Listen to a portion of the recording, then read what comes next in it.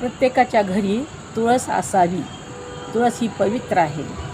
तुळशीमुळे घर अंगण पवित्र होतं, म्हणून तुळस घरी आणावी.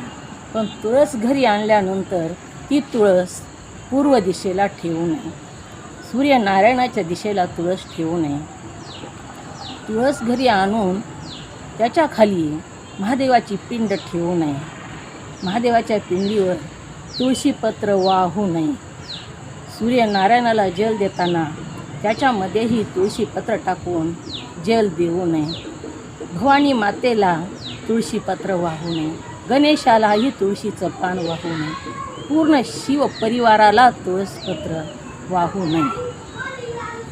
असे हे नियम पाळून तुळस घरी आणून तुळशीची नित्य पूजा करावी.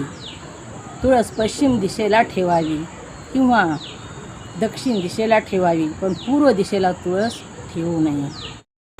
तुळस ही विष्णुप्रिय असल्यामुळं तुळशीखाली महादेवाची पिंड न ठेवता शालिग्राम ठेवावा आणि शालिग्रामवर तुळशीचं पत्र वाहावं. पुण्याचा लाभ होतो. रविवारी तुळशीला स्पर्श करू नये. रविवारी तुळशीपत्र तोडू नये. मंजुळा तोडू नये. रविवारी तुळशीला दिवासुद्धा लावू नये. नित्य तुळशीला दिवा लावावा, पण रविवारी स्पर्श करू नये.